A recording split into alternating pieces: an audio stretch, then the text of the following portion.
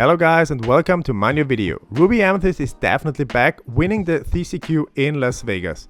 We are looking at the top two lists and what makes them so strong in the current meta. But before we dive into the video, don't forget to subscribe for more Lorcana videos every week. And now, have fun, let's go!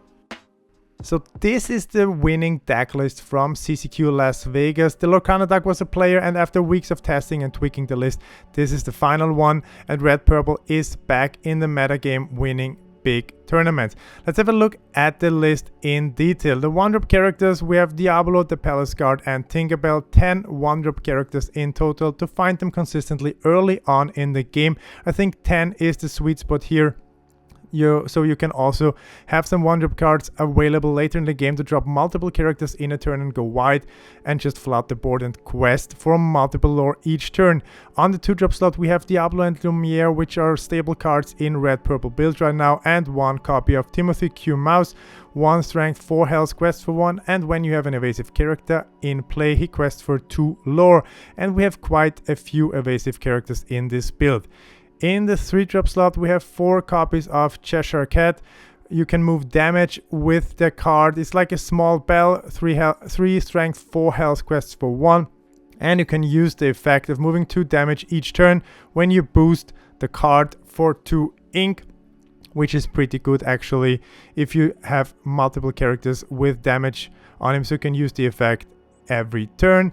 For evasive, we have Peter Pan in the mix, 3-cost inkable character, 1 strength, 3 health, quest for 2, and is evasive, so you can use the Dumbo effect, and of course you can use the synergy with Timothy for early high lore pressure on your opponent. And we have 2 copies of Sisu, also quests for 2 and has 4 health.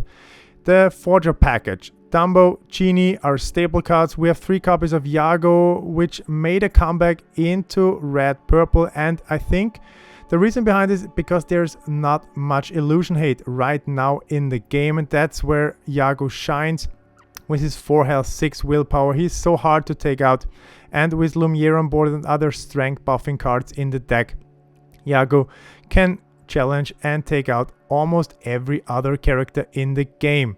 And we also see 1 copy of the new legendary Hercules. 4-cost uninkable card, 5 strength, 3 willpower, quests for 2, and he can only be dealt damage when being challenged. Otherwise he can't be dealt damage, so all the steel songs like Strength the Raging Fire, the new Zeus song, or Fire the Cannons, they can't deal damage to Hercules, and when he's exerted all the other heroes also can only be damaged when they get challenged. So Hercules protects the other hero characters like Peter Pan, Sisu, Dumbo is a hero, the 5-cost Elsa is a hero as well. So we have quite a few heroes in this deck, and this is where Hercules shines. In some games you need him, in some games you don't need him. That's why he's only 1 time in this build. And yeah, the 5-cost slot, we see 4 copies of the 5th Spirit Elsa, which is a staple in almost every purple deck, and we see 4 copies of the new legendary Headless Horseman, 4 strength, 2 willpower, quests for 2. He has 2 abilities. The first one, you can banish a character with 2 strength or less, and whenever a character in your turn is banished on the opposing side, your other characters gets +1 strength, and this adds up. So when you play the Headless Horseman, all the other characters gets +1 strength, and then with every character banished, all the other characters gain +1 strength. So you can boost up all your smaller characters with 2 banishes to big characters. And I had a testing game recently where a 1 health character took out Blue Hades with all the strength buffs this deck runs with Lumiere and the Headless Horseman. And also on the 5-cost slot we see 2 copies of the new Whisper Vanessa, a 5-cost inkable character, 4 strength, 5 willpower, quests for 2, and she has boost 1. So you can pay 1 ink to put the top card of your deck under this card, and when you do so she gets evasive and also +1 lore, so she quests for 3. So she is a card threatening to finish the game in 1 or 2 turns, and with the evasive it's hard to deal with her as well. What we're missing in this list on the 5-drop slot is the new legendary Hades. And the reason behind, Hades is sometimes a card not doing what you want him to do. So when you want to banish, you get the card draw, and when you want the cards, the opponent just puts the card you chosen for Hades effect under the deck and denying you the card draw. So the card is out for other options in his position. We see in the 6-cost slot, Demona, of course, 4 times in the deck. When you play her, exert all opposing characters and each player draws up to 3 cards, which is a very good card. So you go white, build up a board, play Demona, draw cards, and then you tear apart the opposing board. And we also see 1 copy of the Ruby David Xanatos. He's a 6-cost inkable character, 5 strength, 5 willpower, so pretty big body actually. He quests for 2 and he has also 2 abilities. Whenever during your turn one of your characters gets banished, you can draw a card, and when he quests, one of your other characters gains rush this turn. So he has 2 very, very good abilities you can use and abuse during your turn. He's also only one-off, so he's very situational. In some matchups he's very good, in some not, but I see the reason why he's in the deck for additional card draw, and that's why you don't need the Hades in this build, because Hades is just not doing enough in red-purple, I think. What else do we have? There are 2 more cards left to talk about. They'll never come back. A 3-cost inkable action. Up to 2 characters, they don't ready the next turn and stay exerted, and you can draw a card. So if your opponent exerts into your board, you can play the action. They don't ready, so they have to be exerted already, and then you can draw a card, so you can freeze up your opposing board, and then you just quest out, and you have like 2 turns for questing out pretty safely actually. And I really understand the reason behind this card, because it's really good actually into purple or other decks with huge bodies. So your smaller characters, they can quest and you can gain lore, and you can tap the other characters, exert them and freeze them for at least 1 turn. And the card replaces itself. You draw a card, which is also good, and the reason we don't have Hades in this build. And the last card in this deck, and which is like one of the pillars from this deck is for the card draw, is the library. Makes it back into a purple deck. We all know it's a 3-cost inkable location with 8 willpower, movement cost of 1. And whenever one of your characters gets banished while at the library, you can draw a card. So you have Diablo synergies, you can draw 2 cards of Diablo, and whenever one of your other characters gets banished, you can draw a card. So this card is in the deck especially for the green, blue or green decks with the Prince Philip combo. So you move all your characters in there when it's time for the Prince Philip combo to be pulled off, and then you draw a bunch of cards, and the library with 8 willpower, it just stays on board. It's so hard to take out if you like manage the board of your opponent as well. So I love the idea of library. I will test it myself.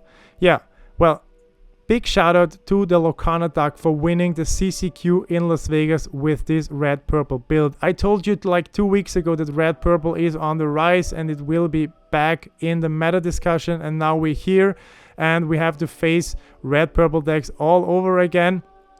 It's never dead. They're always coming back, and now they're back. And also 2nd place, red-purple. Among so many players, CCQ Las Vegas, 2 red-purple decks made it to the final, and we have a quick look at the 2nd place list as well. 2nd place, CCQ Las Vegas, Ben Hansen, also red-purple, and we look at the list, it's pretty similar to what we've seen at the 1st place. Only a couple changes. We don't have Timothy Q Mouse in the deck. We have the same 1-drop characters, Diablo, Palace Guard, and Tinkerbell. We see Diablo, Lumiere, Cheshire Cat, Sisu. We don't have Peter Pan for more evasive power in the deck, and only 3 Dumbos. We have 4 Genies for Hades, and we see 3 copies of the new legendary Hercules, which could be an overkill sometimes, but if you face a lot of steel decks, Hercules really shines, because you can leave him ready and your opponent can't target him with his steel songs. We see 4 times the 5-cost Elsa, and we have Hades in this build. And this settles the discussion a little bit if Hades is needed in red-purple. Obviously, you can win tournaments without Hades in this build. We have 3 in the second place list here, and I still think it's a good card, maybe not that needed in a red-purple build because you can draw cards otherwise. And we also see only 3 copies of headless horseman. I think maybe 4 is the way to go here, but it worked. Second place CCQ Las Vegas with 3 headless horsemen. We have 4 Demonos as well, 3 libraries, which is pretty standard in red-purple libraries list, and 2 copies of magical maneuvers. 2 cost inkable action, return a chosen character of yours to your hand, and then you can exert another character. So you choose one of your characters like quest before, return it to your hand. You can replay it in the same turn or the turn after, and then you can exert a character on the opposing side, which is pretty strong actually, and you can take him out immediately. So I understand the inclusion of this card as well.